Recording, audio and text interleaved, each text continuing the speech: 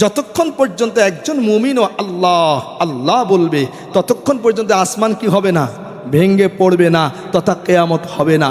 এর অর্থ হইল এই আসমানের খুঁটি আছে, সেটা হলো আল্লাহ পাক রব্বুল আলামিনের এই জাতি সিফাতি নাম। এই নাম উচ্চারণ করলে যে নূর নির্গত হয়, নূর বিচ্ছরিত হয়, এই নূর আর তাজাল্লি হচ্ছে আল্লাহ পাক রব্বুল আলামিনের এই আসমান ধরে রাখার খুঁটি। ঠিক কিনা জোরে বলে।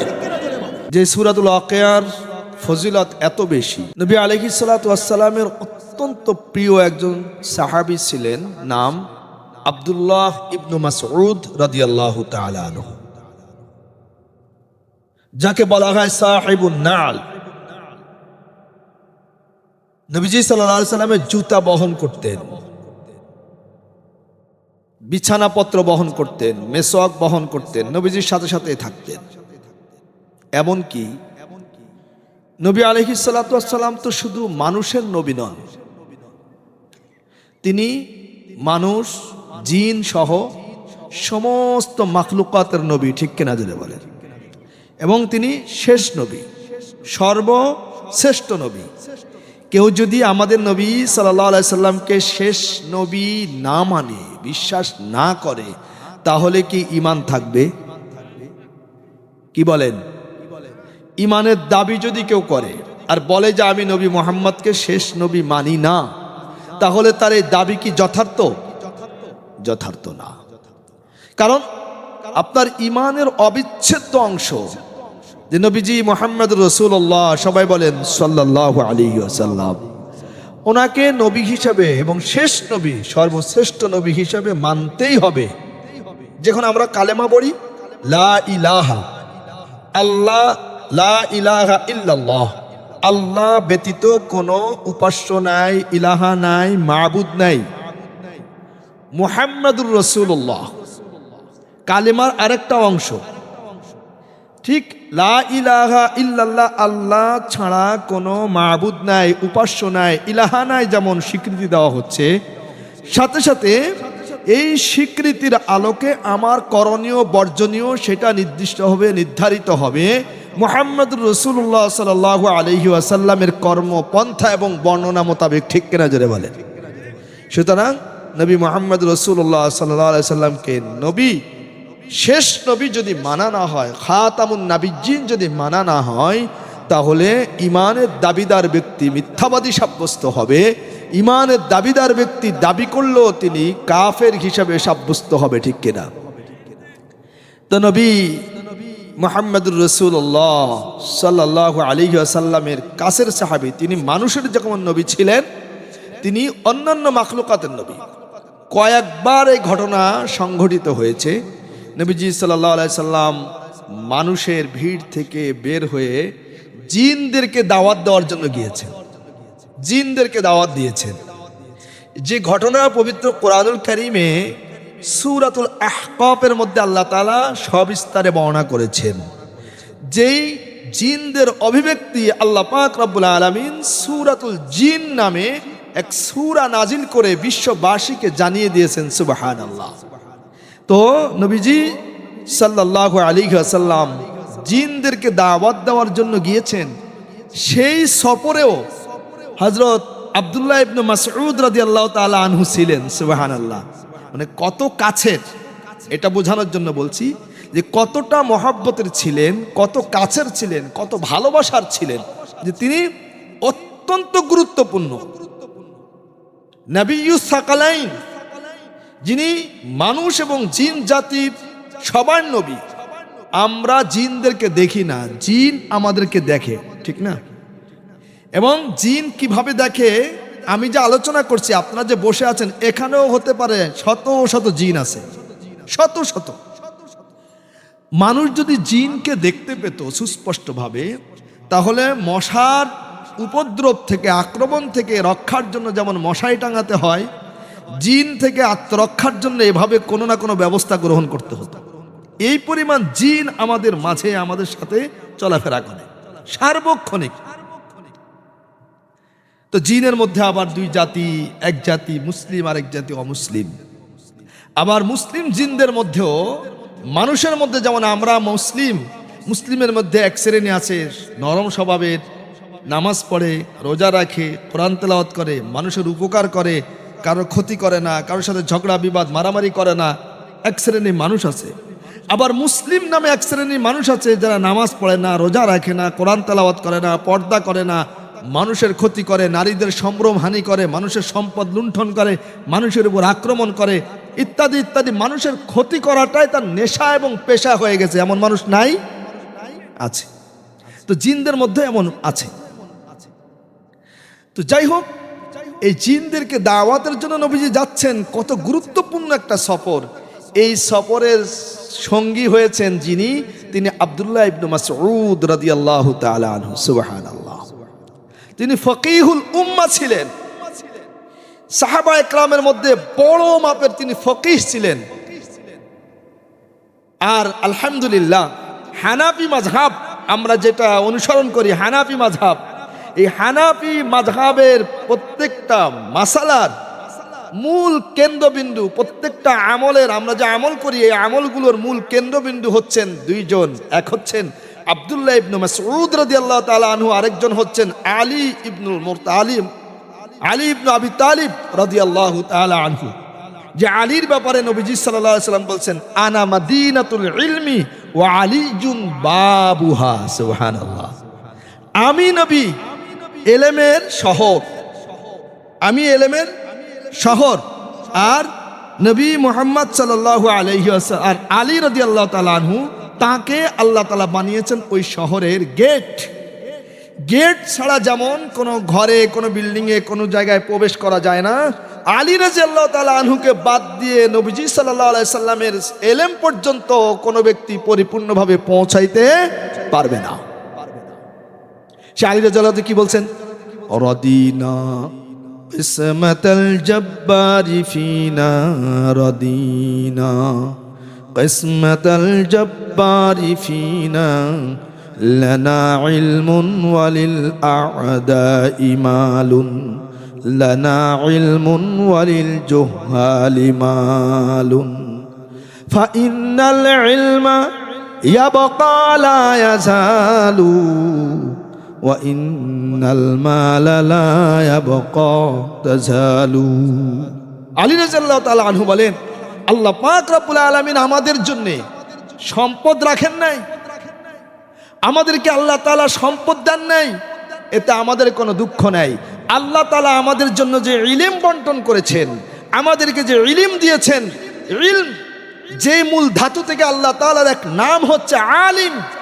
আল্লাহ তাআলার যে সিফাতি গুণবাচক নামের মূল ধাতু ইলম, আল্লাহ তাআলার এই নাম থেকে যে আমাদেরকে একটা অংশ দান করেছেন, এই বন্টনে আমরা খুশি। আল্লাহ তাআলা আমাদেরকে দিয়েছেন ইলম, দ্বীনি জ্ঞান, কোরআন সুন্নাহ। আর জাহেল মূর্খ আমাদের শত্রু, তাদেরকে আল্লাহ তাআলা দিয়েছেন সম্পদ। তবে শুনে রাখো, ইলম এমন এক সম্পদ, এটা কোনোদিনও নিঃশেষ হবে না। কিন্তু দুনিয়াবি সম্পদ যত পাহাড় পরিমাণই হোক, একদিন না একদিন সেটা নিঃশেষ হয়ে যাবে। ঠিক কিনা জোরে বলেন? সম্পদ চিরস্থায়ী, ক্ষমতা চিরস্থায়ী, সম্পদ চিরস্থায়ী না, ক্ষমতা চিরস্থায়ী না। যদি সম্পদ চিরস্থায়ী হতো তাহলে কারুনের সম্পদ চিরস্থায়ী হতো। সম্পদ থেকে যদি পরিপূর্ণ উপকার অর্জন করা যেত তাহলে কারুন পরিপূর্ণ উপকার অর্জন করতে পারত। সম্পদ যদি করে মানুষকে রক্ষা করতে পারত তাহলে কারুনকে সম্পদ রক্ষা করতে পারত। ঠিক কিনা জোরে বলেন? ক্ষমতা যদি চিরস্থায়ী হতো তাহলে ফেরাউনের এই পরিণতি হতো না, নমরুদের এই পরিণতি হতো না, সাদ্দাদের এই পরিণতি হতো না। ক্ষমতা এটা চিরস্থায়ী না। ক্ষমতা সব সময় আমার আপনার জন্য উপকারী না, সহায়ক না, বরঞ্চ অনেক সময় ক্ষমতাই মানুষের জন্য ধ্বংসের কারণ হয়। ঠিক কিনা জোরে বলেন? কেন ক্ষমতা পেলে মানুষ এই ধরাকে সরা জ্ঞান করে, তখন আর মানুষের অধিকার নিয়ে চিন্তা করে না। গরিব মিসকিন অসহায় একেবারে নিঃস্ব মানুষের অধিকার নিয়ে চিন্তা করে না। নিজের উদরপূর্তি, নিজের স্বার্থ সিদ্ধি আর নিজের ভবিষ্যৎকে মজবুত করার জন্য একটা ফিকিরের মধ্যে নেমে যায়। হালাল হারাম সব কিছুকে তজ না করে সে মনে করে যে দুনিয়ায় আমার সব কিছু, আর ওই ক্ষমতা এইটাই তার জন্য কাল হয়ে দাঁড়ায়। আমাদের সামনে এরকম ভুরি ভুরি উদাহরণ আছে। ঠিক কিনা জোরে বলেন? এই জন্য ভাই ও দোস্ত বুজুর্গ, আল্লাহ পাক রব্বুল আলামিন আমাদেরকে যে ইলম দান করেছেন এটার মর্যাদা কত বেশি, আমি সেদিকে যাব। তার আগে বলি, আব্দুল্লাহ ইবনে মাসউদ রাদিয়াল্লাহু তাআলা আনহুর কথা আমি আলোচনা করছিলাম যে আব্দুল্লাহ ইবনে মাসউদ রাদিয়াল্লাহু তাআলা আনহু আমাদের হানাফি মাযহাবের যে আমলগুলো, আব্দুল্লাহ ইবনে মাসউদ রাদিয়াল্লাহু তাআলা আনহু এবং আলী রাদিয়াল্লাহু তাআলা আনহু দুইজন থেকেই অধিকাংশ আসছে। কারণ আলী রাদিয়াল্লাহু তাআলা আনহু যখন খলিফা হয়েছেন তখন তিনি ইসলামী খেলাফতের রাজধানী হিসাবে তিনি কুফা নগরীকে নির্বাচন করেছেন। আর কুফাবাসী যখন কুফা নগরী প্রথম গোড়াপত্তন হয়, নগরী যখন স্থাপিত হয়, তখন কুফা নগরবাসী ওমর ইবনুল খাত্তাব রাদিয়াল্লাহু তাআলা আনহু এর কাছে পত্র লিখে যে খলিফাতুল মুসলিমিন, আপনি আমাদেরকে এখানে যেহেতু নতুন শহর হয়েছে, এখানে অনেক নবমুসলিম আছেন, তাদেরকে দিন শেখানোর জন্য, নবীজির সুন্নাহ শেখানোর জন্য, কোরআন শেখানোর জন্য একজন মুআল্লিম দেন। তখন ওমর রাদিয়াল্লাহু তাআলা আনহু আব্দুল্লাহ ইবনে মাসউদ রাদিয়াল্লাহু তাআলা আনহুকে নির্বাচন করেছেন, পাঠিয়েছেন, সাথে একটা পারচা লিখে দিয়েছেন যে আমি আজকে আমার প্রয়োজনের উপরে কুফাবাসী তোমাদের প্রয়োজনকে আমি প্রাধান্য দিলাম। আব্দুল্লাহ ইবনে মাসউদকে আমার প্রত্যেকটা পদে পদে প্রয়োজন ছিল এই ইসলামী খেলাফত পরিচালনার জন্য, ইসলামী রাষ্ট্রের প্রত্যেকটা ক্ষেত্রে দিন ইমান ইসলামের সঠিক চর্চার জন্য আব্দুল্লাহ ইবনে মাসউদের প্রয়োজন ছিল, তার জ্ঞানের প্রয়োজন ছিল, তার সিদ্ধান্তের প্রয়োজন আমার জন্য ছিল। কিন্তু আমি আমার প্রয়োজনের উপরে তোমাদেরকে প্রাধান্য দিয়ে আব্দুল্লাহ ইবনে মাসউদকে তোমাদের জন্য মুআল্লিম হিসেবে পাঠিয়ে দিলাম। সুবহানাল্লাহ, কত গুরুত্বপূর্ণ ব্যক্তি এই আব্দুল্লাহ ইবনে মাসউদ রাদিয়াল্লাহু তাআলা আনহু কুফায়। সেখানে 1500 সাহাবী বসবাস করতেন কুফা নগরীতে। তার মধ্যে 70 জন ছিলেন বদর যুদ্ধে যারা অংশগ্রহণ করেছেন। বদরে যুদ্ধে অংশগ্রহণ করা সাহাবীর সংখ্যা কত? 313। তার মধ্য থেকে 70 জন সাহাবী কুফায় বসবাস শুরু করেছেন। আবার বায়াতে রিদওয়ান, নবী সাল্লাল্লাহু আলাইহি সাল্লাম যখন ওমরা করার জন্য গেলেন, আর হুদায়বিয়ার প্রান্তরে নবীজি সাল্লাল্লাহু আলাইহি সাল্লামকে যখন অবরোধ করা হলো, উমরা করতে যেতে দেওয়া হবে না, নবীজি সাল্লাল্লাহু আলাইহি সাল্লাম ওসমান রাদিয়াল্লাহু তাআলা আনহুকে, তৃতীয় খলিফা ওসমান রাদিয়াল্লাহু তাআলা আনহুকে বললেন, তুমি যাও, কুরাইশদের সাথে আলাপ করে আসো, তুমি যেহেতু সম্মানিত মানুষ, তুমি যাও। এর ভিতরে খবর প্রচার হয়ে গেল যে উনি আসতে দেরি হচ্ছে, খবর হয়ে গেছে যে কুরাইশরা ওসমান রাদিয়াল্লাহু তাআলা আনহুকে হত্যা করে ফেলেছে। নাউজুবিল্লাহ। এই সংবাদ যখন শুনেছেন, নবীজি সাল্লাল্লাহু আলাইহি সাল্লাম উপস্থিত 1500 সাহাবীকে নিয়ে এখানে একটা গাছের নিচে বায়াত গ্রহণ করেছেন। আমৃত্যু দিনের পক্ষে লড়াই করার শপথ নিয়েছেন। এটাকে বলা হয় বায়াতে রিদওয়ান। লাকাদ রাদিয়াল্লাহু আনিল মুমিনিনা ইয ইউবাইউনাকা তাহতা শাজারা, সূরা ফাতহ 26 নম্বর পারা।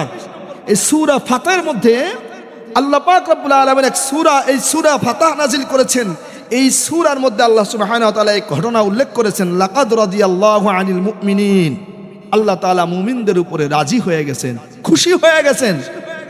ইয ইউবাইউনাকা তাহতা শাজারা, যখন তারা সম্মিলিতভাবে আমার নবীজির হাতে হাত দিয়ে গাছের নিচে বায়াত গ্রহণ করেছে, তখন আল্লাহ তাআলা সমস্ত মুমিনদের উপরে রাজি আর খুশি হয়ে গেছেন। সুবহানাল্লাহ। এটাকে বলা হয়েছে রেদওয়ান, বায়াতে রেদওয়ান। এই বায়াতে রেদওয়ানে অংশগ্রহণ করা 300 সাহাবী কুফা নগরীতে বসবাস শুরু করেছেন। তাহলে 300 সাহাবী বায়াতে রেদওয়ানের, 70 জন বদরের, এর বাইরে তাহলে 370, আর বাকি সাহাবী 930 জন সাহাবী, অন্য সাধারণ সাহাবী, এই 1500 সাহাবী কুফা নগরীতে বসবাস করতেন। তার মধ্যে উল্লেখযোগ্য আব্দুল্লাহ ইবনে মাসউদ রাদিয়াল্লাহু তাআলা আনহু এবং আলী ইবনে আবি তালিব রাদিয়াল্লাহু তাআলা আনহু। যে আলী রাদিয়াল্লাহু তাআলার ব্যাপারে বলা হয়েছে যে তিনি হচ্ছেন নবীজির ইলমের দরজা, গেট। আর ইমাম আবু হানিফা রাহমাতুল্লাহ আলাইহির জন্ম কোথায়? কুফা নগরীতে। ওনার জন্ম হয়েছে কুফায়। ছোটকাল থেকেই তিনি এই সাহাবা একরামের পরিবেশে বেড়ে উঠেছেন। তিনি স্বচক্ষে সাহাবা একরামকে দেখেছেন এই জন্য একমাত্র 4 ইমামের মধ্যে একমাত্র ইমাম আবু হানিফা রাহমাতুল্লাহ আলাইহি তিনি তাবেঈ। আলহামদুলিল্লাহ, তাবেঈ।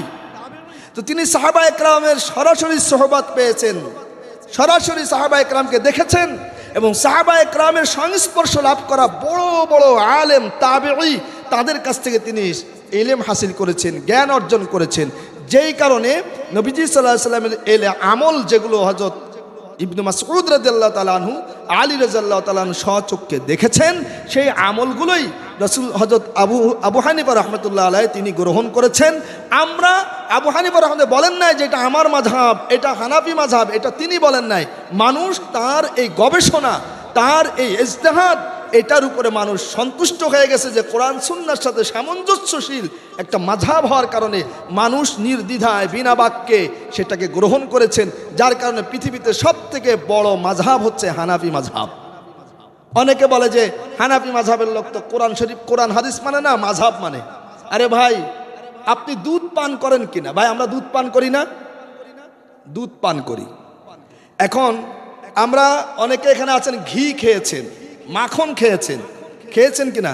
কে কে খেয়েছেন ঘি মাখন? দেখি, ঘি মাখন খান না আপনারা? এই ঘি মাখন তৈরি হয় কোথা থেকে? এটা কি অন্য কোনো পদার্থ না দুধ থেকে আসে? দুধ থেকে বের করতে হয় না? ঘি মাখনটা দুধ থেকে হয়। কিন্তু আমরা দুধ পান করি নিয়মিত, আমরা কিন্তু ঘি মাখন নিয়মিত পান করি না। অথচ এই ঘি মাখনটা দুধের মধ্যেই লুকায়িত আছে, আমি আপনি সেটা বের করতে পারি না। এটা বের করার জন্য একটা অভিজ্ঞ একদল লোক আছে যারা এটা থেকে ঘি মাখনটা বের করে। তো কোরআন সুন্নাহ এর মধ্যে এটা দুধের মতো মনে করেন। আর এই যে ফিকাহ, আপনি নামাজ কিভাবে পড়বেন, হাত কতটুকু তুলবেন, হাত কোথায় বাঁধবেন, সূরা ফাতিহা পড়বেন কি পড়বেন না, এই জাতীয় যত মাসআলা দেখেন, এগুলো সব কোরআন এবং হাদিসের মধ্যে লুকায়িত, ওই মাখনের মতো, ঘিয়ের মতো।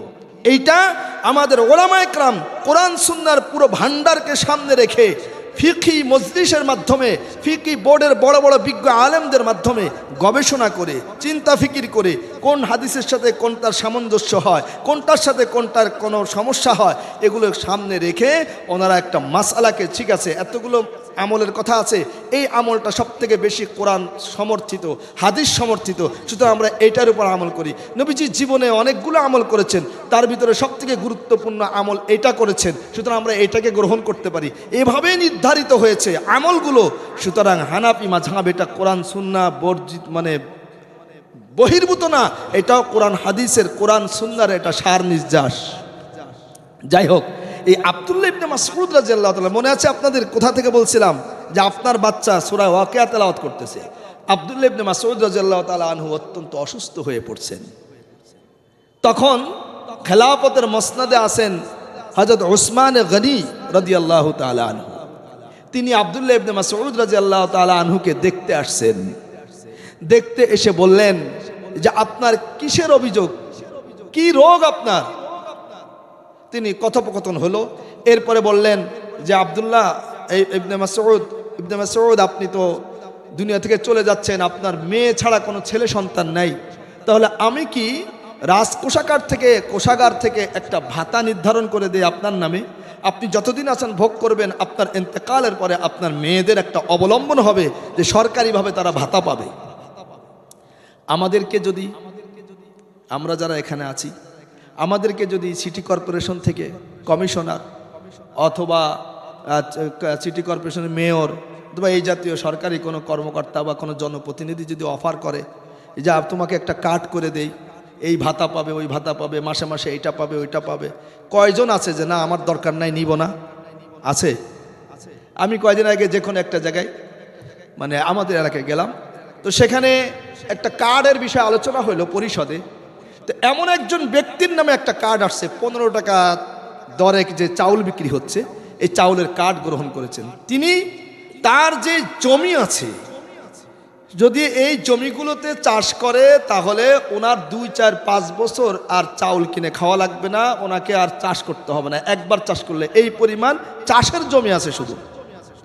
অথচ ক্ষমতা ছিল, সুযোগ ছিল, দলীয় পাওয়ার ছিল বা যেই কারণেই হোক, নিজের নামে এই কার্ডটাও করে রাখছে। এ তো হচ্ছে আমরা তো যদি আমাদেরকে এরকম কোনো অফার করা হতো তো আমরা তো নির্দ্বিধায় গ্রহণ করতাম। গরিব মানুষ না পায় না পাক, আমি আগে পাই। তা আব্দুল্লাহ ইবনে মাসউদ রাদিয়াল্লাহু তাআলা আনহুকে অফার দেওয়া হলো যে আপনি বলেন তাহলে আপনার জন্য একটা ভাতার কার্ড করে দেই, আপনি জীবিত থাকতে আপনি ভোগ করবেন, আপনার ইন্তেকালের পরে আপনার মেয়েরা, যেহেতু তাদের কোনো ভাই নাই। আব্দুল্লাহ ইবনে মাসউদ রাদিয়াল্লাহু তাআলা আনহু কি চমৎকার জবাব দিয়েছেন, সুবহানাল্লাহ। তিনি বললেন, ভাই আমার মেয়েদের জন্য কোনো সরকারি কার্ডের প্রয়োজন নাই, রিলিফের প্রয়োজন নাই। আমার মেয়েদেরকে আমি সূরাতুল ওয়াকিয়া শিখিয়েছি, সুবহানাল্লাহ বলেন। তাদেরকে সূরাতুল ওয়াকিয়া মুখস্থ করিয়েছি। আমার বন্ধু, আমার হাবিব, আমার রাসূল বলেছেন, যেই ঘরে প্রতিনিয়ত সূরাতুল ওয়াকিয়া রাতের বেলায় তেলাওয়াত করা হবে ওই ঘরে কখনো অভাব আসবে না, সুবহানাল্লাহ বলেন। আপনার কলিজার টুকরা সন্তান এই মাত্র কয় বছর বয়স, যারা এখানে সূরা ওয়াকিয়া তেলাওয়াত করেছে, এদের শিক্ষা জীবনের শুরু মাত্র। এখন মুখস্থ সূরা ওয়াকিয়া তেলাওয়াত করছে এবং এত মানুষের সামনে। আমিও দাঁড়িয়ে এখন যদি সূরা ওয়াকিয়া পড়তে শুরু করি আমিও এভাবে নির্ভুল পড়তে পারবো না। কত চমৎকার করে দুজনে ভাগ করে করে পুরা সূরা ওয়াকিয়া তেলাওয়াত করে শুনিয়েছেন। এইটা যেই মা বাবার সন্তান এই সূরা ওয়াকিয়া মুখস্থ করার যোগ্যতা অর্জন করেছে, ওই মা বাবা কি সৌভাগ্যবান না দুর্ভাগা? না, গান শিখলে সৌভাগ্যবান। একটু ড্যান্স করতে পারে, একটু গান গাইতে পারে, একটু ছবি আর্ট করতে পারে, না একটু মাঝে মাঝে কথার ফাঁকে ফাঁকে কিছু ইংলিশ বলতে পারে, তাহলে ওই বাবা মা নিজেদেরকে মনে করে আমার মেয়েটা স্মার্ট হয়েছে, আমার ছেলেটা একটু স্মার্ট হয়েছে, একটু সোশ্যালি তার একটা অবস্থান তৈরি হয়েছে। না ভাই, সফলতা কোথায়, স্মার্টনেস আমরা কোথায় খুঁজি বলুন তো? ইসলাম থেকে নবীজি সাল্লাল্লাহু আলাইহি সাল্লামের আদর্শের বাইরে এত শালীন, এত সুন্দর, এত চমৎকার আর কোনো ডিজাইন, আর কোনো স্মার্টনেসের কোনো মাধ্যম কি আর আছে বলেন তো দেখি? নবীজি সাল্লাল্লাহু আলাইহি সাল্লামের আদর্শই হচ্ছে সব থেকে আদর্শ, সব থেকে বড় ডিজাইন এবং সব থেকে বড় মডেল। এর বাইরে আর কোনো মডেল নেই। প্রিয় ভাইয়েরা আমার, আজকে আপনার সন্তান সূরা মুলক মুখস্থ করবে। আল্লাহ রাসূল সাল্লাল্লাহু আলাইহি সাল্লাম বলছেন, যেই ব্যক্তি প্রতিদিন এশার নামাজের পরে সূরাতুল মুলক তেলাওয়াত করে ঘুমায়, ওই ব্যক্তি ইন্তেকালের পরে কবরের মধ্যে যখন মুনকার নাকির ফেরেশতা প্রশ্ন করতে আসবে, তখন একটা সূরা মুলক বড় একটা পাখির আকৃতি হয়ে কবরে প্রবেশ করবে এবং ওই মুর্দাকে, ওই কবরবাসীকে তার ডানা দিয়ে, পাখি যেমন, মুরগি যেমন তার বাচ্চাকে ডানার মধ্যে নিয়ে সুন্দর করে জড়িয়ে রাখে, বাজকে ধরতে দেয় না, চিলকে ধরতে দেয় না, কাককে ধরতে দেয় না, শিয়ালকে ধরতে দেয় না, বেজিকে ধরতে দেয় না, কুকুরকে ধরতে দেয় না, সব কিছু থেকে নিজের বাচ্চাকে একেবারে ডানার মধ্যে লুকায় রাখে। কবরের মধ্যে সূরাতুল মুলক এভাবে পাখির আকৃতিতে এসে ওই তেলাওয়াতকারীকে ডানার মধ্যে এভাবে লুকিয়ে রাখবে, মুনকার নাকি তাকে প্রশ্ন করার সুযোগই পাবে না। সুবহানাল্লাহ বলেন। আপনার ছেলে, আপনার মেয়ে এই প্রতিষ্ঠান থেকে এই সূরা মুখস্থ করবে। আল্লাহ রাসূল বলছেন, সমস্ত জিনিসের কলব আছে, আত্মা আছে। মানুষের কলব আছে, আত্মা আছে। কি আমাদের আত্মা নাই? কোরআনুল কারীমেরও আত্মা আছে, রূহ আছে, কলব আছে। সেটা হলো সূরাতুল ইয়াসিন। সুবহানাল্লাহ বলেন। সূরা ইয়াসিন, আপনার বাচ্চা এখান থেকে সূরা ইয়াসিন মুখস্থ করবে। প্রতিদিন সকালবেলায় সূরা ইয়াসিন তেলাওয়াত করা হবে। সূরা ইয়াসিন একবার তেলাওয়াত করলে 10 বার কোরআনুল কারীম খতম করার সমপরিমাণ সওয়াব দিয়ে দেওয়া হয়। সুবহানাল্লাহ। কোন কবরের কাছে গিয়ে, কবরস্থানে গিয়ে সূরা ইয়াসিন তেলাওয়াত করলে কবরবাসীদের কবরে আযাব মাফ করে দেওয়া হয়। সুবহানাল্লাহ। মুমূর্ষু রোগীর পাশে বসে সূরা ইয়াসিন তেলাওয়াত করলে বিনা কষ্টে সহজ সুন্দরভাবে তার রূহটা বের হয়ে যায়। সুবহানাল্লাহ। গত 3-4 দিন আগে আমার মাদ্রাসার সিনিয়র উস্তাদ, ওনার বাবা মারা গেলেন। তো উস্তাদের ছেলে, অর্থাৎ ওনার বাবার হলো নাতি, ছোট্ট মাত্র 2য় শ্রেণীতে পড়তেছে, নুরানি। তিনি যখন একেবারে বিছানায় মুমূর্ষু অবস্থায়, দুপুর থেকে কথা বন্ধ হয়ে গেছে, রাতে 9:20 পাশে অনেক ওলামা একরাম সূরা ইয়াসিন তেলাওয়াত করতেছেন। আমার এই উস্তাদ তিনিও বাবার পাশে সূরা ইয়াসিন তেলাওয়াত করতেছেন। তিনি আমাকে শোনালেন, আমি মৃত্যুর পরে সাথে সাথে গেছি, বললেন যে হুজুর আমার দিলের মধ্যে একটু কেমন যেন লাগলো। আমি সাথে সাথে আমার ছেলেকে ডাকলাম যে আবরার এদিকে আসো, অজু করে আসো। ছোট্ট বাচ্চা অজু করে আসছে। দ্বিতীয় শ্রেণীতে সে 2 মুবিন না 3 মুবিন সূরা ইয়াসিন মুখস্থ করেছে। তাকে বলল যে তুমি সূরা ইয়াসিন পড়া শুরু করো। পড়তে শুরু করলো, পাশে বসে 1 মুবিন পড়ছে, দ্বিতীয় মুবিন চলমান অবস্থায় ঠিক 9:51 ওনার আব্বা দুনিয়া থেকে বিদায় হয়ে গেছে। সবাই বলছে আমরা দেখছি উনি তাকিয়ে আছে, আমরা কোরআন তেলাওয়াত করছি, তাকিয়ে আছে। হঠাৎ করে আস্তে চোখটা বন্ধ হয়ে গেছে, মনে হচ্ছে উনি ঘুমিয়ে গেছেন। সুবহানাল্লাহ। আল্লাহ নবী বলছেন মুমূর্ষ রোগীর পাশে, মৃত্যু পথের যাত্রীর পাশে সূরা ইয়াসিন তেলাওয়াত করা হলে তার মৃত্যুর কষ্ট অনুভব হবে না। সুবহানাল্লাহ। কোরআন শিখাও ছেলে মেয়েকে ওহে মুসলমান, জান কবজের সময় তোমার হইবে রে আসান। কোরআন শিখাও ছেলে মেয়েকে ওহে মুসলমান, জান কবজের সময় তোমার হইবে রে আসান। একটি ছেলে হাফেজ হলে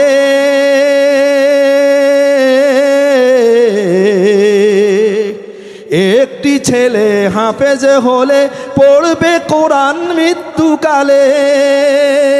ভেগে যাবে মরদুদ শয়তান, ভেগে যাবে মরদুদ শয়তান, থাকিবে ঈমান। কোরআন শিখাও ছেলে মেয়েকে ওহে মুসলমান, কোরআন শিখাও ছেলে মেয়েকে ওহে মুসলমান, জান কবজের সময় তোমার হইবে রে আসান, জান কবজের সময় তোমার হইবে রে আসান। আল্লাহ আমাদের সবাইকে সন্তানদেরকে কোরআন শেখানোর তৌফিক দান করেন, সবাই বলেন আমিন। প্যারা হাজিরিন, কোটি টাকা অর্জন করেছেন, ছেলেকে বাংলাদেশের সবথেকে উচ্চ পর্যায়ের ক্যাডার বানিয়েছেন, প্রশাসনিক ক্যাডার বানিয়েছেন, অন্য ক্যাডার বানিয়েছেন, কোটি কোটি টাকার তাকে আপনি সম্পদ গড়ে দিয়েছেন, আপনিও গড়েছেন। মৃত্যুর শয্যা আপনি শায়িত, সন্তান নাই, সন্তান ব্যস্ত, অফিসের ছুটি নাই, ব্যবসা নিয়ে বিদেশে আছে, তার ব্যবসায় অনেক ব্যস্ততা, আপনার পাশে আসতে পারে নাই। আপনি মৃত্যুর শয্যায় কাতরাচ্ছেন, আপনার পাশে কাজের ছেলে, আপনার পাশে কাজের মেয়ে, আপনার কাছে অন্য কেউ, আপনার কলিজার টুকরা সন্তান নেই, আপনার নাতি নাই, আপনার পুতি নাই, কেউ নাই। ওই অবস্থায় আপনার মৃত্যু কিভাবে হবে? আমার মুসলমান ভাইয়েরা, চিন্তা করতে হবে। দুনিয়াতে আপনি কোটি কোটি টাকা উপার্জন করতে পারেন, কোটি কোটি টাকা দিয়ে আপনি প্রাসাদ নির্মাণ করে সুখের বাসর আপনি তৈরি করতে পারেন, কিন্তু যদি মৃত্যুর সময় ঈমানটা হারায়া যায়, যদি আপনি বেঈমান হয়ে দুনিয়া থেকে বিদায় হয়ে যান গো ভাই, দুনিয়ার কোটি কোটি টাকা, দুনিয়া আপনার সম্পদের অনেক বড় শিক্ষা দীক্ষা পদ পদবী, কোনো কিছুই আপনার কাজে আসবে না। ঈমান ছাড়া কবরে গেলে কোনো দিন জান্নাতে যাওয়া যাবে না। ঠিক কিনা জোরে বলেন। আল্লাহর নবী বলছেন, যেই ব্যক্তির দিলের মধ্যে কলিজার মধ্যে ঈমানের জাররা পরিমাণ অংশ বাকি থাকবে, ঈমান নিয়ে যদি ওই ব্যক্তি দুনিয়া থেকে বিদায় হইতে পারে, ওই জাররা পরিমাণ ঈমানের প্রভাব এত বেশি হবে, এত বেশি হবে, ওই ব্যক্তিকে একদিন না একদিন ওই ঈমানের প্রভাব আল্লাহ পাক রব্বুল আলামিনের রহমাতের ভাগী বানাইয়া জাহান্নামের তলদেশ থেকে উঠাইয়া জান্নাতের রাজপ্রাসাদে উঠাইয়া দিবে। সুবহানাল্লাহ। জান্নাতে চলে যাবে জাররা পরিমাণ ঈমানের কারণে। এই জন্য ভাই দোস্ত বুজুর্গ, আজকে পৃথিবীর মানুষ দুটা জায়গায় সব থেকে বিভ্রান্ত। আল্লাহ কোরআন কারীমে ওই দুইটা জায়গাকে বারবার কোট করেছেন। আমি পাঠ করি, শুনেন। আউযু বিল্লাহি মিনাশ শাইতানির রাজীম। ইয়া আইয়ুহাল্লাযীনা আমানু লা তুলহিকুম আমওয়ালুকুম ওয়ালা আওলাদুকুম আন যিকরিল্লাহ ওয়া মান ইয়াফআল যালিকা ফাউলাইকা হুমুল খাসিরুন। وقال الله تبارك وتعالى أيضا المال والبنون زينة الحياة الدنيا والباقيات الصالحات خير عند ربك ثوابا وخير أملا. وقال الله تبارك وتعالى أيضا يوم لا ينفع مال ولا بنون إلا من أتى الله بقلب সালিম। সুবহানাল্লাহ। আল্লাহ সুবহানাহু ওয়া তাআলা প্রথম আয়াতে বলেছেন সূরাতুল মুনাফিকুনের 9 নম্বর আয়াত, 28 নম্বর পারার 14 নম্বর পৃষ্ঠার শেষের দিকে 2 আয়াতের আগের আয়াতে আল্লাহ তাআলা বলছেন, ও ঈমানদার, ও মুমিন মুত্তাকি পরহেজগার মানুষেরা, তোমরা খেয়াল করে শোনো। আল্লাহ তাআলা এখানে কাফেরকে ডাকেন নাই, মুনাফিককে ডাকেন নাই, যদিও সূরার নামকরণ করা হয়েছে মুনাফিকুন। মুনাফিকদেরকে লক্ষ্য করে বলেন নাই, কাফেরদেরকেও লক্ষ্য করে বলেন নাই। ডাক দিয়েছেন কাদেরকে? বলেন আমাকে। কাকে ডাক দিয়েছেন? জবান খোলেন না, কাকে ডাক দিয়েছেন? আমাকে, আপনাকে। কি ভাই আমাদের মধ্যে ঈমান আছে না? দেখি ঈমানের দাবি কার কার মধ্যে আছে, একটু হাত উঠায় দেখান তো। কি আমাদের ঈমান আছে না ভাই? তাহলে কাকে ডাকছেন আল্লাহ তাআলা? আমাকে, আপনাকে ডেকেছেন। আহা, আজকে দেশের ক্ষমতাধর কেউ যদি আমাকে আপনাকে এভাবে ডাক দিতেন যে আসো তোমার সাথে আমার পার্সোনাল কিছু কথা আছে, কি অবস্থাটা হতো? সেখানে আল্লাহ ডাকছেন। একবার ডাকেন নাই, 2 বার ডাকেন নাই, 3 বার ডাকেন নাই, কতবার ডাকছেন? 89 বার আমাকে আর আপনাকে মোহাব্বত করে আল্লাহ ডাক দিয়েছেন। জোরে বলেন সুবহানাল্লাহ। আরো জোরে বলেন সুবহানাল্লাহ। 89 বার ডেকেছেন, একই শব্দে, একই ঢঙে, একই রঙে 89 বার ডেকেছেন। কেন ডেকেছেন? আল্লাহ পাক রব্বুল আলামিন বলেছেন, ও দুনিয়ার মানুষেরা শোনো, তোমার ব্যাংক ব্যালেন্স থাকতে পারে, কোটি কোটি টাকা থাকতে পারে, তোমার রাজপ্রাসাদ থাকতে পারে, তোমার ক্ষমতা থাকতে পারে, বাহিনী থাকতে পারে, অস্ত্রের মজুদ থাকতে পারে, পারমাণবিক অস্ত্র থাকতে পারে, ঈমান নাই তো তোমার কোনো কিছুর কোনো মূল্য আমার কাছে নাই। ঠিক কিনা জোরে বলেন? আমার ভাই দোস্ত বুজুর্গ, বিশাল আয়োজনে একটা বিবাহের আয়োজন হয়ে গেল। বিবাহের বরযাত্রী আসবে 500 জন মনে করেন। সুন্দর আয়োজনের মধ্যে একে একে গাড়িগুলো এসে সবাই গেটের সামনে দাঁড়িয়ে গেছে। গেটের মধ্যে কিছু মানুষ দাঁড়িয়ে থাকে ইস্তেকবালের জন্য, স্বাগত জানানোর জন্য যাত্রীদেরকে। ঠিক কিনা জোরে বলেন? সবগুলো গাড়ি থেকে যাত্রীরা নেমে সবাই সামনে ভিড় করে, কিন্তু ফিতা কাটার অনুমতি কেউ পায় না। অপেক্ষা পালা শুরু হয়ে যায়। সবাই বারবার আবেদন করে, দ্রুত ফিতা কেটে দাও, দ্রুত গেট থেকে সরে দাঁড়াও, গেট খুলে দাও। আমরা বড় ক্লান্ত, শ্রান্ত, ক্ষুধার্ত, বহু দূর থেকে এসেছি, অনেক বড় সফর করেছি, জার্নি করেছি, আমাদের জন্য খাবারের ব্যবস্থা করো। কোনো সাড়া নাই, কোনে পক্ষের কোনো সাড়া নাই। এক সময় একজন মুরব্বী গেটে আগায়া যায়, বলে তোমাদের মধ্যে অভিভাবক কে আছে? সামনে আসতে বলো। অভিভাবক সামনে আসলে বলে কি ব্যাপার? অভিভাবক বলে ভাই আমাদেরকে কেন ভিতরে ঢুকতে দেন না? ওই কোনে পক্ষের অভিভাবক বলে ভাই ভিতরে ঢুকতে দিব, কিন্তু আপনাদের সাথে যেই যা বর আসার কথা, বর কোথায়? ওই হোক বলে ভাইজান সরি, ক্ষমা করবেন, আমরা সব প্রস্তুতি নিয়েছি, বরকেও নিয়ে আসবো। হঠাৎ করে একটা অ্যাক্সিডেন্ট হয়ে গেছে, ঝামেলা হয়ে গেছে, বরকে সাথে আনতে পারি নাই। আপনারা আমাদের জন্য খাবারের ব্যবস্থা করেন, বর পরবর্তীতে এসে বিবাহ করে যাবে। বলুন তো দেখি ওই গেট খোলা হবে কিনা? হবে? মুরব্বী ডাক দেয়া বলবেন ভাইজান মনে হচ্ছে যেন আপনি বিবাহ করেন নাই, বিবাহের বরযাত্রীও কোনোদিন হন নাই। কি বলেন? বিবাহ করেন নাই, বিবাহের বরযাত্রী হয় নাই। হলে তো জানতো যে বর ছাড়া কনের বাড়িতে কোনো আয়োজন হয় না। কি বলেন ঠিক কিনা? বর ছাড়া খাওয়া নাই, বর আছে তো খানা আছে, বর নাই খানা নাই। যখন বর নেই বলছে চলে যাও। তাহলে বলুন এই বিয়ে বাড়িতে এত এত আয়োজন, 500 মানুষের খাবারের আয়োজন, রোস্ট করেছে, পোলাও করেছে, বিভিন্ন রকমের আয়োজন করেছে, এই সব কিছু কি বর একা খেয়ে ফেলতো? আমার কথা বুঝেন নেই? এত আয়োজন সব কি বর একা খেত? কারা খেত? যাত্রীরাই খেত। বর বিয়ের দিন বেশি খায় না, নিজের বিয়ের দিন 2-1 খায়, দেখছি মাশাআল্লাহ এত খাওয়া খায়, বিয়ের দিন আরো বেশি করে খায়। তো যাই হোক, অনেকে আছে বিয়ের দিন খায় না, খায় মানে বররা বেশি খায় না, খাবে যাত্রীরা। বরের প্লেটে অনেক সুন্দর সুন্দর খাবার আসে, তার দুলাভাই বন্ধু বান্ধব তারাই খায়, বর কোনো রকম হাত লাগায়। তো আয়োজন এত, কিন্তু বর খাবে না, খাবে যাত্রী। আল্লাহ পাক রব্বুল আলামিন ডাক দিয়া বলতেছেন, দুনিয়ার মানুষেরা শুনো, আমি কেন কোরআনের মধ্যে এতবার, 1বার 2বার না 89 বার কেন আমি ইমানদারদেরকে ডাকলাম?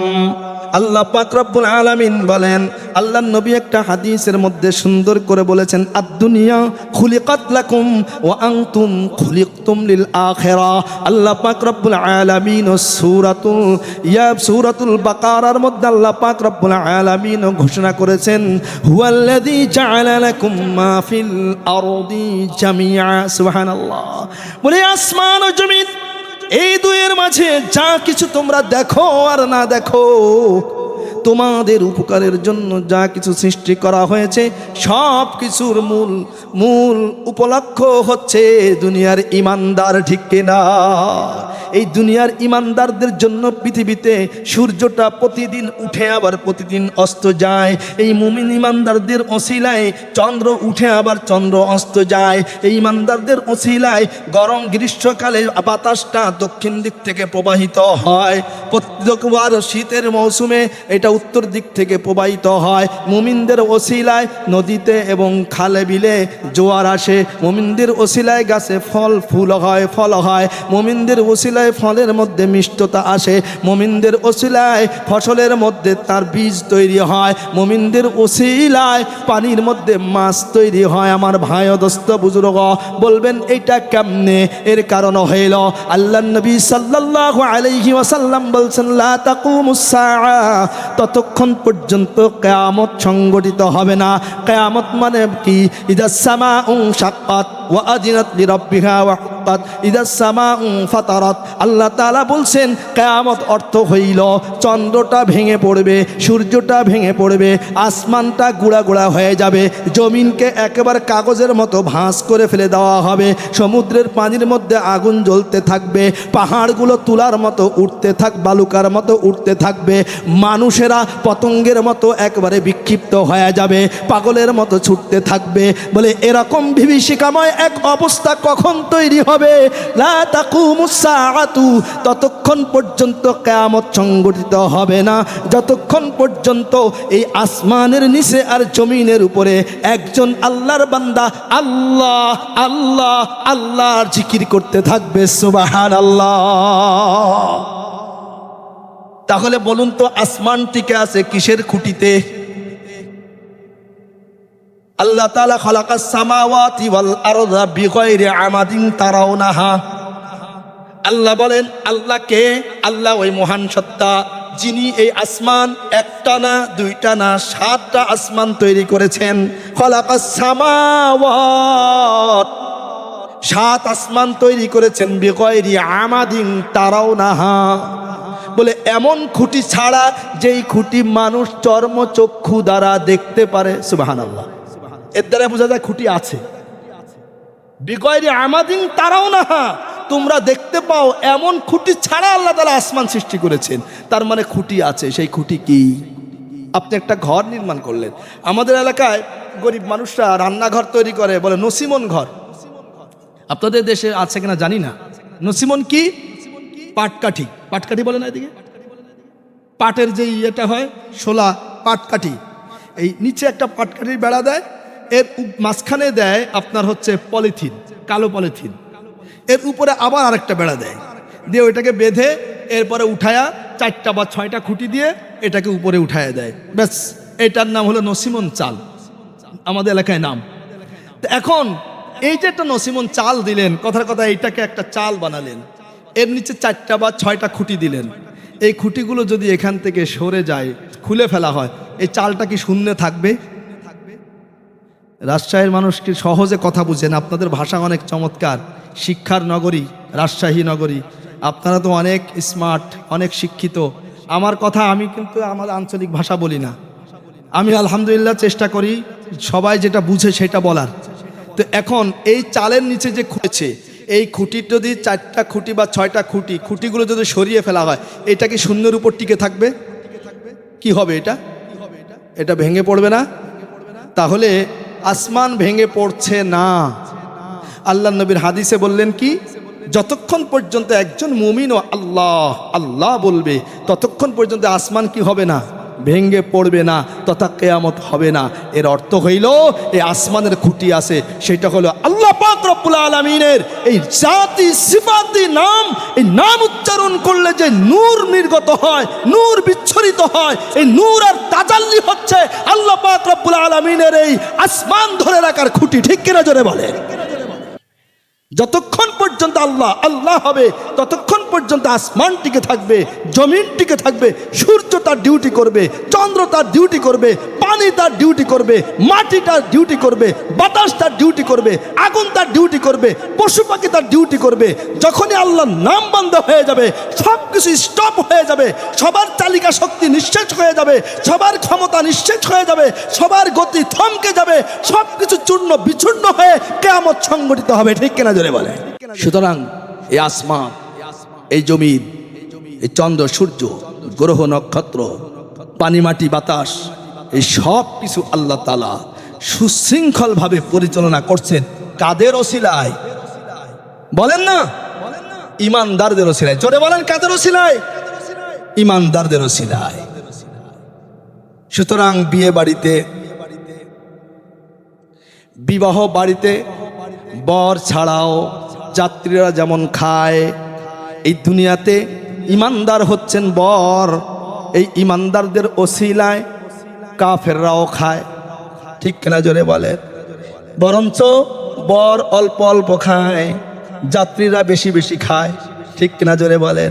বলে মুমিন ইমানদাররা একটু অভাবে থাকে, একটু কষ্টে থাকে, ইমানদাররা কম কম খাবে, কারণ ইমানদারদের খাওয়ার জায়গা আছে, কাফেরদের আর খাওয়ার কোনো জায়গা নাই। বলে এই বাড়িতে বিবাহর মজলিসে, আমার বিবাহ আপনার বিবাহ, একটু চিন্তা করে দেখেন কত মানুষ যাত্রী হিসাবে গিয়েছিল, আর কোনো দিন তারা মৃত্যু পর্যন্ত ওই বাড়িতে খেতে যেতে পারে নাই। ঠিক কিনা জোরে বলেন? কিন্তু আমি আর আপনি শ্বশুর বাড়িতে কত খেয়েছি। তাহলে এই শ্বশুর বাড়িতে আমার আপনার খাওয়ার আরও সুযোগ আছে, আমার আপনার জন্য আরো ভালো ভালো খাবার প্রস্তুত হবে। এই জন্য অনুষ্ঠানের দিন আমি আর আপনি কম খাই, অন্যরা বেশি বেশি খায়, মনে করে দে বেশি করে খা, আর জীবনে আসবি কি আসবি না, বলে কি না, জীবনে আর ভাগ্যে হবে কি হবে না, আজকে বেশি করে খায়া যাও। ওরে কাফের মুশরিক বেদিন বেঈমানরা শুনো, এই দুনিয়া হচ্ছে তোমাদের জন্য, এই দুনিয়াতে তুমি যত পারো খাও, তোমার আর পরে গিয়ে ভালো মন্দ খাওয়ার সুযোগে নাই। ওই ইমানদার যুবক ভাইরাও, আপনাদের হাতে ধরি পায়ে ধরি, খবরদার খবরদার, কাফের মুশরিক বেদিন বেঈমানের এই সুখ শান্তি দেখে বিভ্রান্ত হবেন না। কাফের মুশরিক বেদিন বেঈমানের ব্যবসা বাণিজ্যের উন্নতি দেখা আপনি বিভ্রান্ত হবেন না। কাফের মুশরিক বেদিন বেঈমানের চেহারা সুরত দেখা আপনি বিভ্রান্ত হবেন না। খবরদার, আপনার জন্য এমন সম্পদ অপেক্ষা করতেছে, আপনার জন্য এমন ক্ষমতা অপেক্ষা করতেছে, আপনার জন্য এমন চেহারা অপেক্ষা করতেছে, আপনার জন্য এমন সুন্দরী নারী অপেক্ষা করতেছে, আপনার জন্য এমন রাজত্ব অপেক্ষা করতেছে, যে রাজত্বের কল্পনা আল্লাহর নবী বলছেন মালা আইনুন রাআত ওয়ালা উযুনুন সামিআত ওয়ালা খাতারা আলা কলবি বাশার। একটু জোরে সুবহানাল্লাহ বলেন, একটু চিৎকার করে সুবহানাল্লাহ বলেন গো ভাই। এই এক সুবহানাল্লাহ আপনার জান্নাতের ওসিলা হইতে পারে, আল্লাহ কবুল করেন। সবাই বলেন আমিন। আমার ভাই দোস্ত বুজুর্গ, আল্লাহর নবী বলছেন ও যুবক, তুমি দুনিয়ার কেমন নারীর পিছনে পাগল হইছো? বলে এই নারীর যদি 3 বার থেকে 4 বার যদি ডায়রিয়া হয়, পাতলা পায়খানা হয়, ওই নারীর চেহারার দিকে আর তাকানো যায় না। ঠিক কিনা জোরে বলে? বলেন, এই নারীর পেটের ভিতরে যে ময়লা আবর্জনা আছে, যদি এইটা এই মজলিসের মধ্যে এক ফোঁটা বের করে দেওয়া হয়, ওই মজলিসের কেউ আর তার দিকে চোখ উঠায়া তাকাবে না, ঠিক কিনা জোরে বলেন। কিন্তু আল্লাহ নবী বলেছেন, ও যুবক ভাই, তোমার আমার জন্য আল্লাহ পাক রব্বুল আলামিন এত সুন্দরী নারী প্রস্তুত করে রেখেছেন জান্নাতের মধ্যে। আল্লাহ নবী সাল্লাল্লাহু আলাইহি ওয়াসাল্লাম বলেন, ওই জান্নাতি নারী যদি দুনিয়ার মধ্যে একটু থুতু নিক্ষেপ করত, তাহলে দুনিয়াতে যত পানি আছে সমস্ত পানিগুলো মেশকো আম্বর থেকেও ঘেরান হয়ে যেত। সুবহানাল্লাহ। এবং এই জান্নাতি নারীদেরকে যেই পোশাক পরানো হবে, আল্লাহ নবী বলেন, এই জান্নাতি নারীদের যে ওড়না থাকবে, ওড়নার একটা কর্নার যদি এই দুনিয়ার মধ্যে বের করে দিত, তাহলে দুনিয়ার চন্দ্র সূর্য বিদ্যুৎ আর যত রকমের আলো বাতি আছে, সমস্ত আলো বাতিগুলো ওই জান্নাতি নারীর ওড়নার কর্নারের আলোর সামনে ম্লান হয়ে যেত। জোরে জোরে বলেন সুবহানাল্লাহ। কত বড় রাজত্ব তোমাকে দেওয়া হবে শুনো। আল্লাহ নবী সাল্লাল্লাহু আলাইহি ওয়াসাল্লাম বলেন, ঘোড়া ঘোড়া তাড়ানোর জন্য যে চাবুক ব্যবহার করা হয়, এই চাবুকটা জমিনের উপরে রাখলে কতটুকু জায়গা বেষ্টন হয়, বলে জান্নাতের মধ্যে এই চাবুকের সমপরিমাণ মাটি যদি বের করে একটা পাল্লায় রাখা হয়, আর তামাম দুনিয়া আসমান জমিনের মাঝে যা কিছু আছে সব কিছুকে যদি এক পাল্লায় রাখা হইতো, তাহলে ওই জান্নাতে এক চাবুক পরিমাণ মাটির দাম বেশি হয়ে যেত। সুবহানাল্লাহ। কিসের জন্য পাগল? কিসের নেশায় পাগল হয়েছে? কিসের নেশায় আজকে এই পচা গন্ধা? আরো সুন্দর করে বলি, ভাই আমার, আমি আপনি মাটির তৈরি, আমি যে খাদ্য ভোগ করি এটাও মাটির তৈরি, আমি যে নারীর পিছনে ঘুরি সেও কিন্তু মাটির তৈরি, আমি যত সম্পদের পিছনে ঘুরি এটাও মাটির তৈরি। তাহলে কত হাস্যকর ব্যাপার, মাটির পিছনে মাটির পাগলামি, মাটির জন্য মাটি পাগল হয়ে গেছে। ও ভাই খবরদার, তোমাকে আমাকে মাটির আশেক করে বানানো হয় নাই, তোমাকে আমাকে মাটির মধ্যে তোমার আমার গুরুত্বপূর্ণ জীবনটাকে নষ্ট করার জন্য দেওয়া হয় নাই, তোমার আমার মেধাটাকে মাটির পিছনে ব্যয় করার জন্য দেওয়া হয় নাই। তোমার আমার মেধা, তোমার আমার সৌন্দর্য, তোমার আমার সময়, তোমার আমার হায়াত আর শক্তি, ক্ষমতা, সম্পদ সব কিছু দেওয়া হয়েছে সেই মহান রব্বের সন্তুষ্টির জন্য, ব্যয় করার জন্য, মেহনত করার জন্য। যদি করা যায়, আল্লাহ তাআলা এমন এক জান্নাত তোমাকে আমাকে দান করবেন, বলে দুনিয়ার সর্বশেষ যেই ব্যক্তি কিয়ামতের দিন জান্নাতে আল্লাহ তাআলা দিবেন, ওই ব্যক্তিকে এই দুনিয়ার মতো 10 দুনিয়া পরিমাণ রাজত্ব দান করবেন। সুবহানাল্লাহ। সুতরাং ফিকির করতে হবে যে এই দুনিয়াকে আল্লাহ তাআলা ঈমানদারদের জন্যই বানিয়েছেন। ঈমানদার হচ্ছেন এই দুনিয়ার বর। খাজা মাইনুদ্দিন চিশতি, আমার ওয়াজ 2টা জায়গায় ঠেকে আছে, আমি যাব। খাজা মাইনুদ্দিন চিশতি রহমাতুল্লাহ আলাইহির নাম শুনেছেন? শুনেছেন সবাই? খাজা মাইনুদ্দিন চিশতি রহমাতুল্লাহ আলাইহি কত বড় পীর ছিলেন, কত বড় বুজুর্গ ছিলেন। যদিও এখন ওনাকে নিয়ে, ওনার কবরকে নিয়ে, ওনার মাজারকে নিয়ে কিছু অসাধু ব্যক্তিরা যেটা ব্যবসা বানিয়েছে, গাজার আখড়া বানিয়েছে, ঢোল তবলার বাজার বানিয়েছে, এগুলো ভণ্ডামি ছাড়া আর কোনো কিছু না, ঠিক কিনা জোরে বলে। খাজা মাইনুদ্দিন চিশতি রহমাতুল্লাহ আলাইহি কোনোদিন ঢোল পিটান নাই, তবলা পিটান নাই, হারমোনিয়াম বাজান নাই, কোনো দিনও তিনি গোসল ছাড়া থাকেন নাই, হাতে পায়ে শরীরের মধ্যে বয়লা পরেন নাই, লাল শালু পরেন নাই, এরকম রাস্তার মোড়ে মোড়ে ডেক লাগায় লাগায় টাকা উঠান নাই। খাজা মাইনুদ্দিন চিশতি রহমাতুল্লাহ আলাইহি ছিলেন তাহাজ্জুদ গুজার, আল্লাহওয়ালা, বুজুর্গ, বড় মাপের আলেম, যার চোখের ইশারায়, চোখের দিকে তাকিয়ে এক মজলিসে 90,000 হিন্দু ইসলাম কবুল করেছে। সুবহানাল্লাহ। जो खाजा माइनुद्दीन चिश्ती रहमतुल्लाह अलैह बोले बाप का बेटा जैसा कि घोड़ा, बोले बाप যেমন হয় সন্তানও তার কিছু না কিছু পায়, আবার বাপ দেখা বাবাকে দেখে সন্তান চেনা যায়, সন্তানকে দেখে বাবাকে চেনা যায়, ঠিক কিনা জোরে বলে।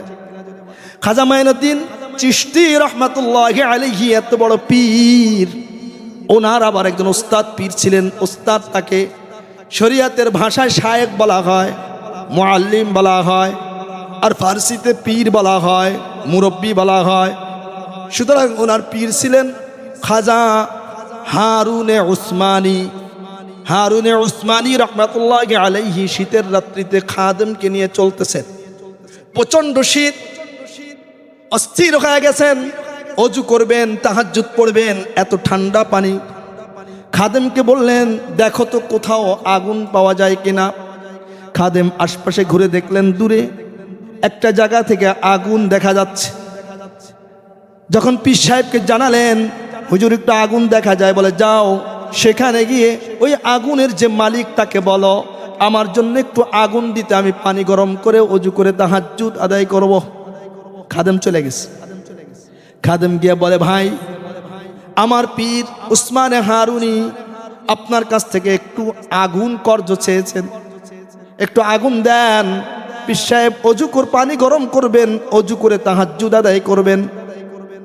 ওই আগুনের মালিক বলল, ভাই এইটা হচ্ছে আমার দেবতা। আগুন কি? দেবতা। আমি আগুনের পূজা করি, আগুন অগ্নি পূজক। এই মজুসি বলল যে এইটা আমার দেবতা, আর আমার দেবতাকে নিয়ে তোমার পীর সাহেব এটা দিয়ে অজু করে তাহাজ্জুদ পড়বে, এটা হবে না, দেওয়া যাবে না।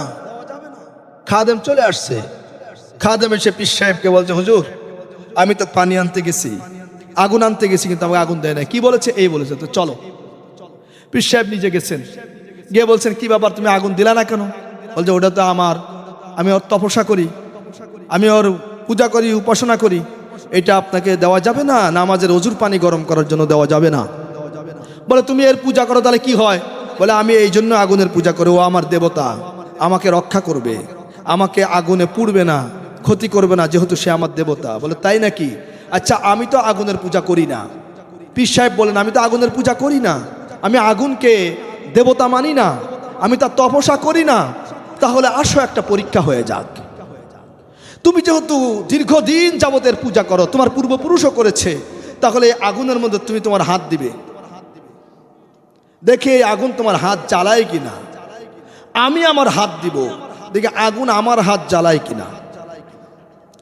দুইজন এখন এই অগ্নিপূজক চিন্তা করলো যে আগুন তো আমাকে জ্বালাবেই, কিন্তু আমি যদি আগেই তার কাছে হার মেনে যাই, তাহলে তো আমার এই পূজা করাটা বৃথা হয়ে যাবে, তার সামনে তো এটা মিথ্যা প্রমাণিত হবে।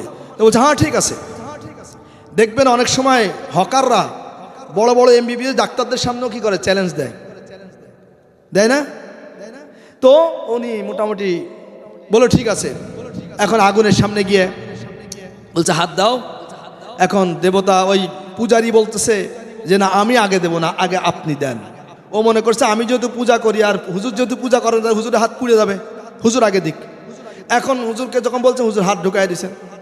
হাতটা যখন ভিতরে প্রবেশ করাইছেন, প্রবেশ করা বের করে আনছেন, ওনার হাতের একটা পশমও জ্বলে নাই। জোরে বলেন সুবহানাল্লাহ। এখন ওই মজুসিকে বলতেছে, তোমার হাত দাও। সে আর হাত দেয় না। একবার, দুইবার, তিনবার যখন হাত দিচ্ছে না, তখন হুজুরের একটু রাগ হয়ে গেছে, হাত ধরে টেনে ওই অগ্নিকুণ্ডলীর মধ্যে ঢুকাই দিয়েছে। ঢুকাই দিয়ে যখন বের করে আনছে, দেখে যে হুজুরের হাতে যেমন একটা পশমও পড়ে নাই, ওই পূজারীর হাতেরও একটা পশমও পড়ে নাই। এটা বড় আশ্চর্য ব্যাপার। তাহলে কি আসলে কি অগ্নি পূজা ঠিক আছে? আগুনের পূজা করতেছে এই জন্য পড়ে নাই, তার দাবি কি ঠিক? উনি পেরেশান হয়ে গেলেন, সেজদায় পড়ে গেলেন, কান্না শুরু করলেন আল্লাহর কাছে। আল্লাহ পাক রব্বুল আলামিন এলহাম, মনে রাখবেন, ওহির দরজা বন্ধ হয়ে গেছে, এলহামের দরজা বন্ধ হয় নাই। মৃত্যু কিয়ামত পর্যন্ত এলহাম জারি থাকবে। যাদের আত্মা পরিশুদ্ধ, যারা পরিচ্ছন্ন দিলের অধিকারী, যারা সবসময় আল্লাহর সন্তুষ্টি নিয়ে চলে, যারা ইখলাসের উপরে আমল করে চলতে থাকে, যাদের ধ্যান খেয়াল ইত্যাদি সব একমাত্র আল্লাহকে নিয়ে হয়, তাদের দিলের মধ্যে আল্লাহ পাক রব্বুল আলামিন তাদের করণীয় কি হবে, কি করতে হবে, এই বিষয়গুলো আল্লাহর পক্ষ থেকে এলহাম আকারে আসে। এলহাম অর্থাৎ উপর থেকে এই সিদ্ধান্তগুলো কলবের মধ্যে দেওয়া হয়। ওহির দরজা বন্ধ হয়ে গেছে, এলহামের দরজা বন্ধ হয় নাই। আল্লাহর ওলির দিলের মধ্যে এলহাম আসলো যে ওসমানে হারুনি পেরেশান হওয়ার কোনো কারণ নেই। তুমি যেটা মনে করো আমিও সেটা ঘোষণা দেই, অগ্নি পূজা এটা হারাম। যদি কেউ আগুনকে দেবতা মনে করে পূজা করে, তাহলে সে মুশরিক হয়ে যায়, তার ঈমান হারা হয়ে যায়, কাফের হয়ে যায়। সুতরাং আগুনের কোনো ক্ষমতা নেই, সমস্ত ক্ষমতার মালিক কে? আল্লাহ নূহ ইব্রাহিম আলাইহিস সালাতু ওয়াস সালামের ঘটনা আপনারা জানেন, আগুন কিছুই করতে পারে না, সব কিছুর মালিক হচ্ছেন একমাত্র আল্লাহ। আল্লাহ ডাক দিয়ে বলেন, ও হারুনি, এই আগুনের তো কোনো ক্ষমতা নেই, সে আগুনের পূজা করে, এটা ভুল, এটা মিথ্যা, এটা ভুয়া, এর কোনো ভিত্তি নাই, এটা করার কারণে সে কাফের হয়ে গেছে, মুশরিক হয়ে গেছে, ঠিক আছে, কিন্তু শুনো গো, তোমার হাত জ্বলে নাই, আবার তার হাতটা যখন তুমি ধরে আগুনের মধ্যে ঢুকিয়ে দিয়েছো, তার হাতও জ্বলে নাই, তার কারণ হইল তুমি আমার এত প্রিয় বান্দা, আমার ওলি, আমার বন্ধু, তোমার হাতটা যখন ওই অগ্নি পূজকের হাতের সাথে লেগে একসাথে আগুনে প্রবেশ করেছে, আমার কুদরত আর তোমার হাতের সাথে লেগে থাকার কারণে তার হাতটাকে আর পোড়ায় নাই। সুবহানাল্লাহ। আমি আল্লাহ বলি, তুমি তাকে বলো তোমার হাত লাগবে না, শুধু তার হাতটাকে স্বতন্ত্রভাবে দিতে বলো, ওর হাতের চামড়া গোস্ত দূরের কথা, হাড্ডি পর্যন্ত খুঁজে পাওয়া যাবে না। এটার প্রমাণ কোরআনে আছে। মুসা আলাইহিস সালামের সাথে জাদুকররা আসছিল না লড়াই করতে, জাদুকররা লড়াই করতে আসছে, শেষ পর্যন্ত জাদুকররা সবাই কি করছে? সেজদায় চলে গেছে, সবাই সেজদা করে হযরত ইব্রাহিম আলাইহিস সালামের কাছে, মুসা আলাইহিস সালামের কাছে সবাই তওবা করে ইসলাম কবুল করেছে, ঈমান এনেছে। এই তাফসিরে এই আয়াত, এখানে যে দীর্ঘ আলোচনা, এই তাফসিরের মধ্যে মুফাসসিরিন ইকরাম লিখেছেন, কেন জাদুকররা ইসলাম কবুল কেন করলো, ঈমান কেন আনলো?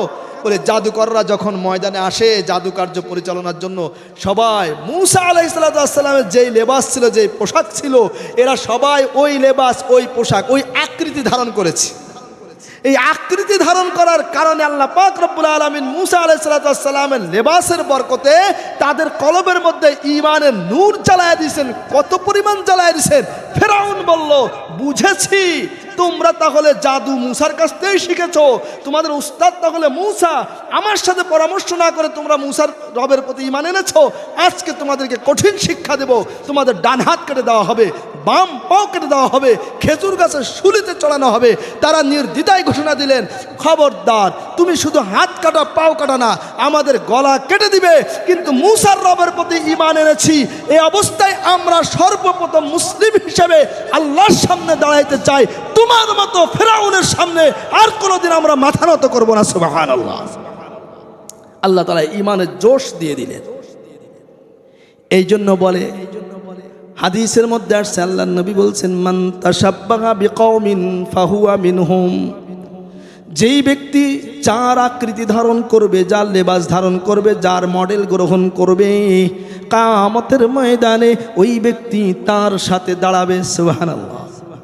আপনি যদি দুনিয়াতে নবী মুহাম্মদুর রাসূলুল্লাহ সাল্লাল্লাহু আলাইহি ওয়াসাল্লামের মডেল গ্রহণ করেন, নবীজির চেহারা কেমন ছিল, আপনি শামাইলে তিরমিজি পাঠ করেন, সেখানে দেখেন নবীজির চেহারাটা কেমন ছিল, চেহারার আকৃতি কেমন ছিল, নবীজির মাথার টুপি কেমন ছিল, শরীরের পোশাক কেমন ছিল, নবীজি কেমন করে হাঁটতেন, নবীজি কেমন করে বসতেন, কেমন করে ঘুমাতেন, কেমন করে খাবার খাইতেন, কেমন করে সাক্ষাতে মানুষের সাথে কথা বলতেন, কেমন করে লেনদেন করতেন, আচার ব্যবহার করতেন, নবীজির জিন্দেগির সমস্ত হুলিয়া এই শামাইলে তিরমিজির মধ্যে ইমাম তিরমিজি রাহমাতুল্লাহি আলাইহি চমৎকার করে সাহাবায়ে কেরামের রেফারেন্সে বর্ণনা করেছেন। ভাই দোস্ত বুজুর্গ, আপনি যদি নবীজি সাল্লাল্লাহু আলাইহি ওয়াসাল্লামের মডেলকে, আপনি যদি আদর্শকে নিজের জীবনে বাস্তবায়ন করতে পারেন, গ্রহণ করতে পারেন, খোদার কসম, আল্লাহর নবীর হাদিস মিথ্যা না, আল্লাহর নবীর হাদিস কোনোদিনও মিথ্যা হইতে পারে না।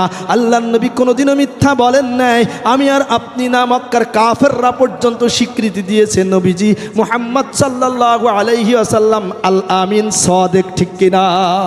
নবীজি সত্যবাদী, কাফেররা পর্যন্ত বলেছে। আমার ভাই দোস্ত বুজুর্গ, আল্লাহর নবী যে বলছেন, মান তাশাব্বাহা বিকওমিন ফাহুয়া মিনহুম, যদি দুনিয়াতে কোনো ব্যক্তি নবীজি সাল্লাল্লাহু আলাইহি ওয়াসাল্লামের চেহারা, সূরত, পোশাক আশাক, আচার ব্যবহার, লেনদেন সব কিছুকে যদি নিজের জীবনে আপন করে চলতে পারে, কিয়ামতের ময়দানে ওই ব্যক্তির হাসর হবে নবীজি সাল্লাল্লাহু আলাইহি ওয়াসাল্লামের সাথে। সুবহানাল্লাহ। আমার ভাই দোস্ত বুজুর্গ, আল্লাহ পাক রব্বুল আলামিন ওই হযরতে মূসা হারুনকে বললেন তুমি ঘাবড়ায়ও না, এর দ্বারাই অগ্নিপূজক সত্যের উপরে আছে, বিষয়টা এমন না, তোমার হাতের স্পর্শের কারণে আজকে তাকে আমি রক্ষা করলাম, তা না হলে তাকে রক্ষা করার কোনো মাধ্যম এখানে ছিল না। সুবহানাল্লাহ। আমার ভাই দোস্ত বুজুর্গ, এই দুনিয়াটাকে আল্লাহ তাআলা সাজিয়েছেন কাদের জন্য বলেন তো? মনে আছে বয়ান? এই দুনিয়া সাজিয়েছেন কাদের জন্যে? আমাদের জন্য, ইমানদারদের জন্য। কারণ এই পৃথিবীর বর হচ্ছে ঈমানওয়ালারা, পৃথিবীর বর ঈমানওয়ালা, আর সমস্ত মাখলুকাত আর মানুষ হচ্ছে এই পৃথিবীর ওই ঈমানদারদের বর যাত্রী। আগে বলেছি যাত্রী এই বাড়িতে আর আসবে কি আসবে না ঠিক নাই, এই জন্য যত ইচ্ছা খাবে, আর বর যেহেতু বারবার বারবার আসবে এই জন্য বর বেশি খায় না প্রথম দিনে, বরের খাবারের আয়োজন পরে হয়, আরও পরে ভালো খাবারের ব্যবস্থা হবে, এই জন্য বর আজকে বেশি খাবে না। আমার ভাই দোস্ত বুজুর্গ, এই দুনিয়াতে যত রকমের খাদ্য খাবার আছে সুস্বাদুই বলেন না কেন, এগুলোর কোনো সুখ নাই, কোনো স্বাদ নাই। আল্লাহ পাক কোরআনের মধ্যে বলেছেন জান্নাতের মধ্যে জান্নাতীদের সামনে যখন গাছের ফল দেওয়া হবে, ফলটা দেখে তারা বলবে এই মাত্র না এই ফলটা আমরা খেয়েছি, ইতিপূর্বে না এই ফলটা আমরা খেয়েছি। ফেরেশতারা ডাক দিয়ে বলবে ও জান্নাতি বান্দা, তুমি যে ফল খেয়েছো দেখতে তো অবিকল, এই ফলটা তুমি আবার খেয়ে দেখো না। সাথে সাথে ইমানদার যখন হাঁ করবে ফলটা পূর্ণ প্রস্তুত হয়ে ইমানদারের মুখের মধ্যে চলে যাবে। খোদার কসম করে বলি এই আয়াতের তাফসীরের মধ্যে আসছে, হাদিসের মধ্যে আসছে, ফল মুখে দেওয়ার সাথে সাথে আগের ফলের থেকেও এই ফলের মধ্যে 40 প্রকার স্বাদ আল্লাহ বাড়ায়া দিবেন। সুবহানাল্লাহ। আমার ভাই দোস্ত বুজুর্গ, সুতরাং আসুন এই দুনিয়ার পিছনে আমরা শুধু আমাদের সময় ব্যয় করব না। বলছিলাম দুইটা জায়গায় দুনিয়ার মানুষ সব থেকে বড় বিভ্রান্ত হয়ে ঘুরতেছে। আল্লাহ পাক রব্বুল আলামিন ওই দুইটা বিষয়কেই সতর্ক করেছেন বারবার। এক নম্বরে আমি তেলাওয়াত করেছি সূরাতুল মুনাফিকুনের 9 নম্বর আয়াত, ইয়া আইয়ুহাল্লাযীনা আমানু লা তুলহিকুম আমওয়ালুকুম ওয়ালা আওলাদুকুম আন যিকিরিল্লাহ। ও ঈমানওয়ালারা, খবরদার খবরদার, তোমার সন্তান আর সম্পদের মহব্বত ভালোবাসা, সন্তানের ভবিষ্যৎ চিন্তা, সম্পদ কুক্ষিগত করার মেহনত, এটা যেন আল্লাহ পাক রব্বুল আলামিনের শরণ, আল্লাহ পাক রব্বুল আলামিনের ইবাদত, আল্লাহ পাক রব্বুল আলামিনের গোলামি থেকে তোমাদেরকে দূরে সরায়া না দেয়। খোঁজ নেন এখন যারা আমাদের দেশে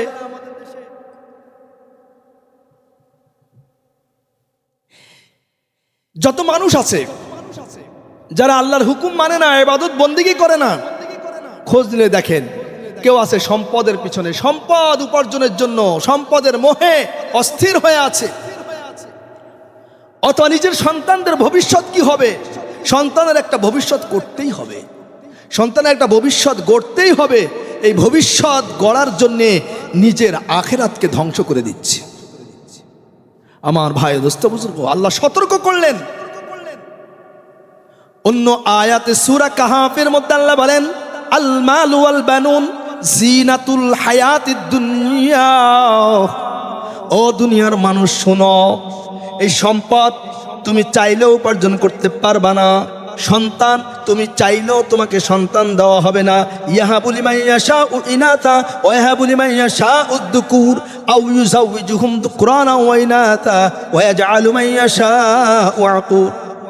আল্লাহ পাক রব্বুল আলামিন বলে কাউকে আমি মেয়ে সন্তান দান করি, কাকে আমি ছেলে সন্তান দান করি, কাউকে আমি ছেলে মেয়ে উভয় দান করি, আবার কাউকে আমি চিরস্থায়ী বন্ধা বানায়া দেই, কোনোদিনও তার সন্তান হবে না। এই ক্ষমতা কার? জোরে বলেন না, ক্ষমতা কার? নাকি সন্তান দেওয়ার মালিক কোনো ডাক্তার, কোনো ঔষধ, মাজার, বাবা, খাজা? কেন পারে না? আপনি যান না মাজারগুলোর সামনে গিয়ে দেখেন কিভাবে খাজার কাছে সন্তান চায়, কিভাবে বাবার কাছে সন্তান চায়, সব কিছু উজাড় করে বাবার কাছে সন্তান চায়। ক্ষমতা নাই, বাবার ক্ষমতা নাই, মাজারের ক্ষমতা নাই, কোনো ভণ্ডের ক্ষমতা নাই। যদি কোনো ভণ্ড বলে যে তুমি আমার নামে নজরানা দাও, আমি তোমাকে সন্তান দিব, এ ভণ্ড ভণ্ড ভণ্ড, ঠিক কিনা জোরে বলে? সন্তান দেওয়ার ক্ষমতা একমাত্র কার? আল্লাহর। সন্তান দেওয়ার ক্ষমতা রাখে একমাত্র আল্লাহ পাক রব্বুল আলামিন। তা আল্লাহ ডাক দিয়ে বলেন, শোনো, এই দুনিয়ার সন্তান এবং সম্পদ, এই দুইটা জিনিসকে আমি বানিয়েছি দুনিয়ার সৌন্দর্য। আল মাল ওয়াল বানুন জিনাতুল হায়াতিদ দুনিয়া, দুনিয়ার জীবনের সৌন্দর্য হচ্ছে সন্তান এবং সম্পদ। কোন মানুষের কোটি কোটি টাকার সম্পদ আছে, সন্তান নাই, কোনোদিন সন্তান হয় না। ও ভাই, কোটি কোটি টাকার সম্পদ কিন্তু তার দিলের মধ্যে শান্তি দিতে পারবে না। আবার কোনো ব্যক্তির অনেক সন্তান আছে, তার সম্পদ নাই, মানুষের দ্বারে দ্বারে ঘুরে ভিক্ষা করে সন্তান লালন পালন করে, এই ব্যক্তিও কিন্তু পরিপূর্ণভাবে দিলের মধ্যে প্রশান্তি পায় না। আল্লাহ পাক রব্বুল আলামিন বলেন, শুধু সন্তান যেমন তোমাকে প্রশান্তি দিতে পারে না, শুধু সম্পদও তোমাকে প্রশান্তি দিতে পারে না।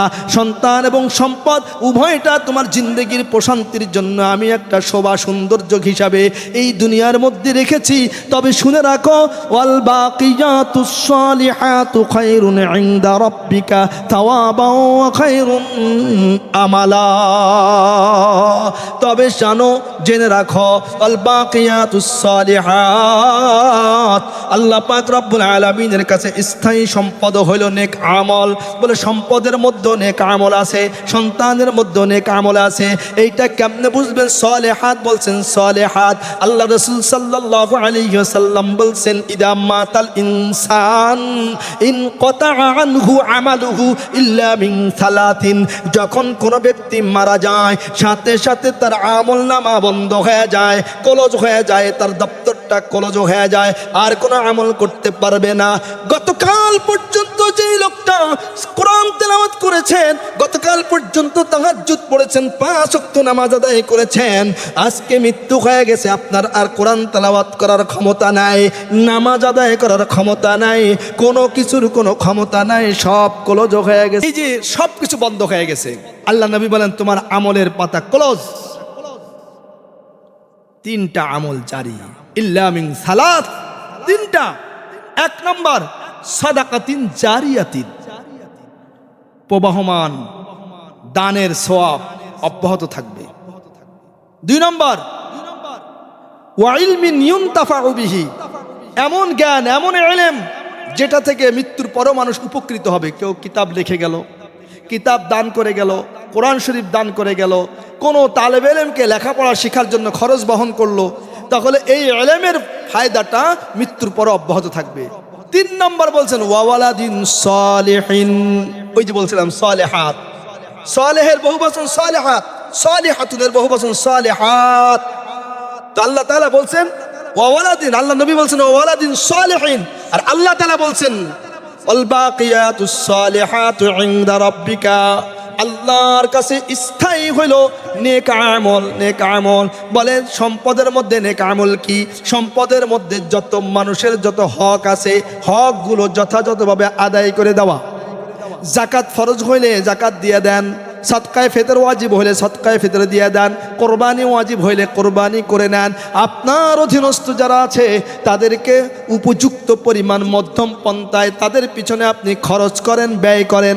বাবা মার পিছনে ব্যয় করেন, সন্তান সন্ততির পিছনে ব্যয় করেন, স্ত্রীর পিছনে ব্যয় করেন, ছোট ভাই বোন থাকলে ব্যয় করেন, যদি কোনো বিধবা এতিম মিসকিন আপনার অধীনে থাকে তাদের পিছনে ব্যয় করেন, আপনার প্রতিবেশী গরিব মিসকিন অসহায় তাদের পিছনে ব্যয় করেন। এগুলো হচ্ছে আপনার সম্পদের মধ্যে মানুষের হক, মানুষের পাওনা, মানুষের অধিকার, এইটা পরিপূর্ণভাবে আপনি পরিশোধ করে দেন।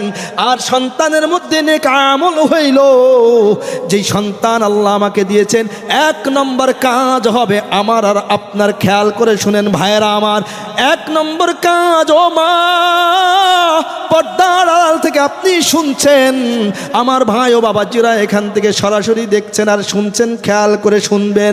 সন্তান যদি কোনো মানুষের জীবনে সন্তান না আসে তবুও সে কিন্তু হতভাগা না হইতে পারে। সন্তান নাই, আল্লাহর কোনো ইচ্ছা আছে সন্তান ছাড়াও জান্নাতে যাইতে পারে, কিন্তু সন্তান হওয়ার পরে ওই সন্তানকে যদি কোনো বাবা মা ঈমান শিখাইতে না পারে, ইসলামের দীক্ষা দিতে না পারে, আল্লাহর পরিচয় শিক্ষা দিতে না পারে, কোরআনের তেলাওয়াত শিখাইতে না পারে, কোরআন মোতাবিক জীবন গড়াকে তাকে প্র্যাকটিসে আনতে না পারে, সুন্নাহ মোতাবিক তার জিন্দেগিকে সাজাইতে না পারে, খোদার কসম করে বলি মা বাবা গো, ওই সন্তান কিয়ামতের ময়দানে তোমার আর আমার বিরুদ্ধে আল্লাহর দরবারে গিয়া মামলা দায়ের করে দিবে।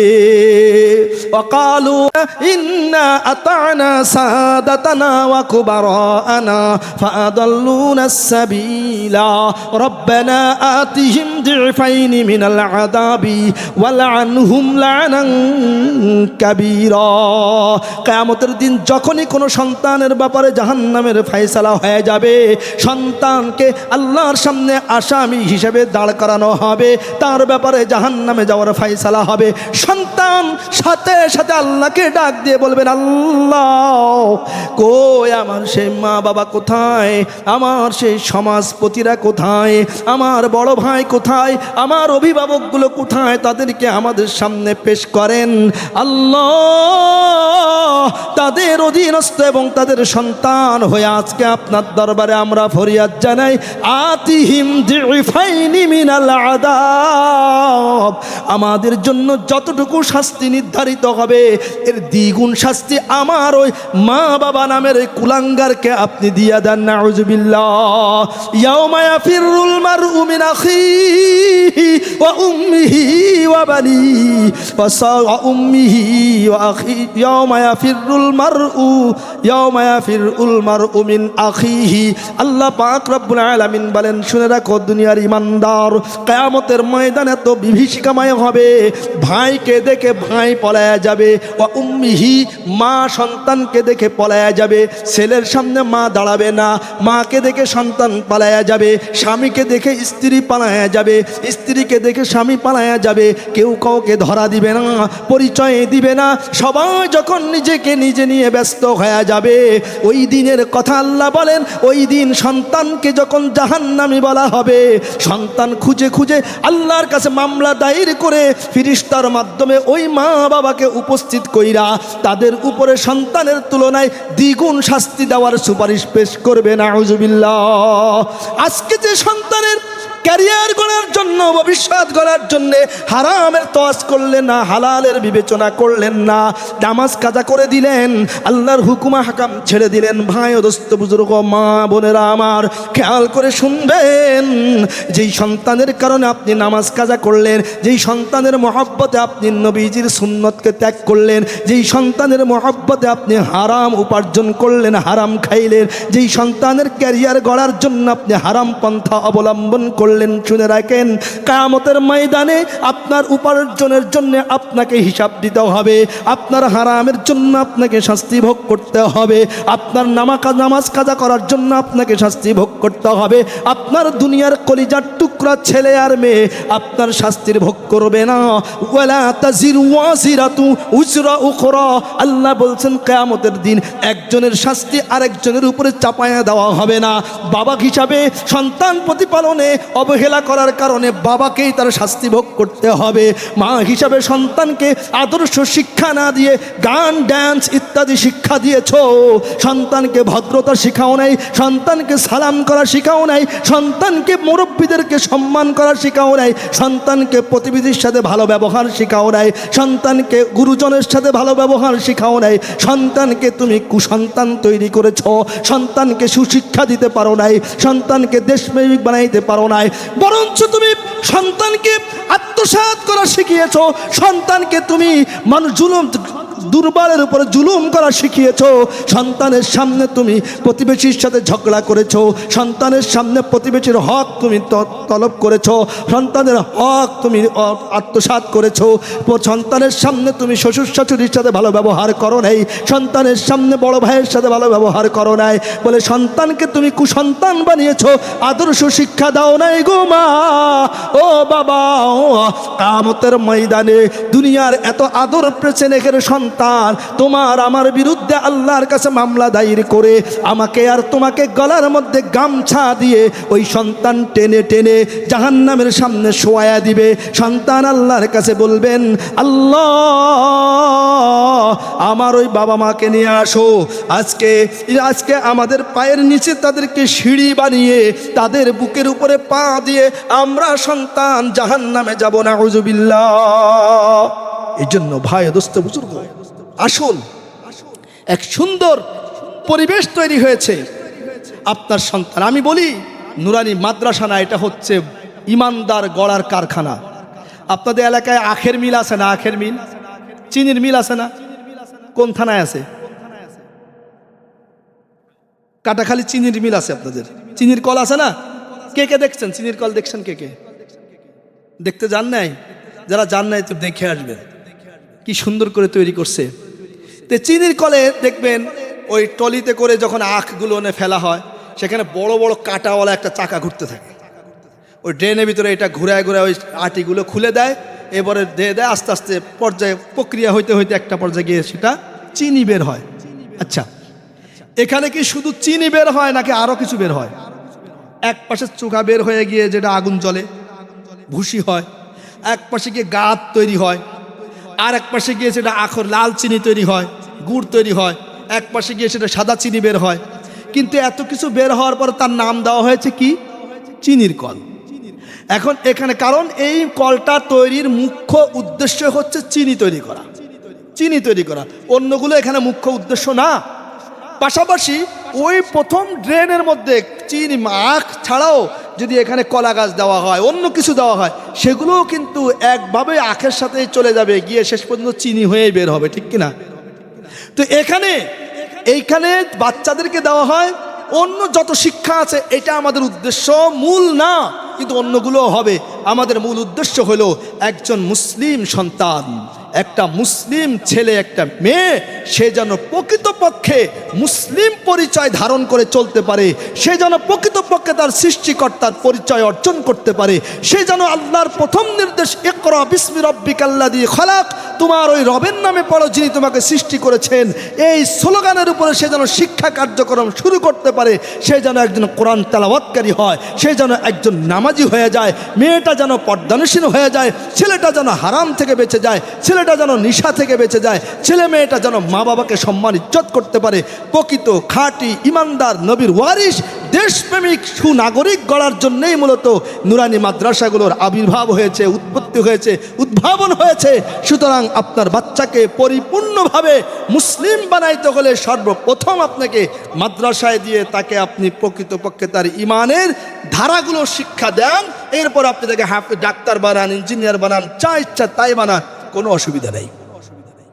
শেষ করে দিচ্ছি, আমার এক দোস্ত বলতে আমাদের অনেক জুনিয়র, আমি যখন হিফজখানায় শোনাই সে তখন সবক শুরু করে, অনেক ছোট।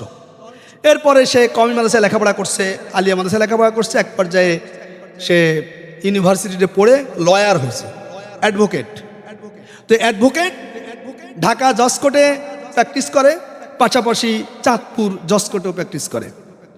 চাঁদপুর জজ কোর্টে একটা মামলা আসছে, সন্তান বাবার মুখে থাপ্পড় মেরেছে। নাউজুবিল্লাহ বলেন। আল্লাহ যেন আমাদের কাউকে এমন সন্তান না দান করেন, বলেন আমিন। সন্তান বাবার মুখে থাপ্পড় মেরেছে, বাবা মামলা দায়ের করেছে সন্তানের বিরুদ্ধে আদালতে। এই মামলা বাবা এবং সন্তান দুজনে উকিল ধরছে। বাবা উকিল ধরছে আমার ওই হাফেজ এই লয়ার, আমার এই ছাত্র ভাইকে, আর সন্তান উকিল ধরছে তার যে সিনিয়র আছে সিনিয়রকে। আদালতে যখন বিচার চলমান, যখন উকিলের দুই আইনজীবী যখন মামলা নিয়ে যখন দুইজনে মুখোমুখি, তখন ওই জুনিয়র এবং সিনিয়র দুইজন একটা মামলা যখন চলতেছে, যখন জুনিয়রের বক্তব্য আসছে তখন সে বলতে বলতে একটা সময় বলতেছেন, মাননীয় আদালত, আপনি মুসলিম, আমি মুসলিম, ছেলেও মুসলিম, বাবাও মুসলিম, বাদী বিবাদী সবাই মুসলিম, আমার প্রতিপক্ষ যে আইনজীবী তিনিও মুসলিম, এক কথায় আমরা সবাই কোরআন মানি। আল্লাহ তাআলা সূরা বনী ইসরাঈলের মধ্যে ঘোষণা করেছেন, ওয়াকাদা রাব্বুকা আল্লা তা'বুদু ইল্লা ইয়্যাহ ওয়াবিল ওয়ালিদাইনি ইহসানা, ধারাবাহিকভাবে আল্লাহ শেষে গিয়ে বলছেন ওয়ালা তাকুল্লাহুমা উফফিন ওয়ালা তানহারহুমা, খবরদার হে সন্তানেরা, বাবা মা যদি তোমার সাথে এমন আচরণ করে যে তুমি অতিষ্ঠ হয়ে গেছো, তবুও তুমি বাবা মার আচরণে কষ্ট নিয়ে শব্দ উচ্চারণ করো না, এবং বাবা মাকে তুমি ধমকের সুরে কিছু বলো না। মাননীয় আদালত, সৃষ্টিকর্তা আল্লাহ যেখানে মা বাবাকে এতটুকু শ্রদ্ধা করতে বলেছেন, সম্মান করতে বলেছেন, আর যেই মা বাবা আমাদের দুনিয়াতে আসার মাধ্যম, যে মা বাবার ওসিলে আমরা দুনিয়াতে আসছি, সেই মা বাবার মুখে যদি সন্তান থাপ্পড় দেয়, ওই সন্তান নামের কুলাঙ্গার, তার জন্য সর্বোচ্চ শাস্তি নিশ্চিত হবে বলে আমি মহামান্য আদালতের কাছে প্রার্থনা করি। দোস্ত বললেন যে পুরা হল, সমস্ত উকিল সবাই টেবিল চাপিয়ে ভাবা দিল, জজ আর কোনো বক্তব্য না বৃদ্ধি করে সন্তান ওই ছেলের নামে সাথে সাথে তাকে হাজতে যাওয়ার নির্দেশ লিখে দিলেন। তাহলে এই যে একটা ছেলে হাফেজ আলেম হয়ে যখন লয়ার হলো, তখন তার সেখানেও কিন্তু সে ইনসাফ রক্ষা করতে পারবে। আপনার ছেলেকে হাফেজ বানান, আপনার ছেলেকে আপনি লয়ার বানান, সমস্যা নেই। আপনার ছেলেকে হাফেজ বানান, আলেম বানান, তাকে ইঞ্জিনিয়ার বানান, সে ফাঁকি দিবে না। সুতরাং নুরানি মাদ্রাসা আপনাদের কাছে এটা আমানত, এটা যেন তেন মনে করবেন, এটা আল্লাহর পক্ষ থেকে আপনাদের এখানে আমানত দেওয়া হয়েছে। যদি আপনাদের অবহেলার কারণে এটা ধ্বংস হয়ে যায়, তাহলে হাজার হাজার কিয়ামত পর্যন্ত কত লক্ষ কোটি সন্তান মুসলিম হবে, আল্লাহর পরিচয় পাবে, কোরআন শিখবে, তারা বঞ্চিত হবে। এর জন্য আপনাদের এই মহল্লাবাসীকে আল্লাহর কাছে জবাবদিহি করতে হবে। এই জন্য সবাই আসুন, এই প্রতিষ্ঠানের পক্ষে দাঁড়াই, প্রতিষ্ঠানের সহযোগিতা করি, সন্তান দেই। হ্যাঁ, লেখাপড়ার মান উন্নয়নের জন্য আপনাদের সর্বোচ্চ পরামর্শ দিবেন, এই ব্যাপারে কোনো আপোষ নাই, সর্বোচ্চ পরামর্শ দিবেন। আল্লাহ পাক আমাদের সবাইকে তৌফিক দান।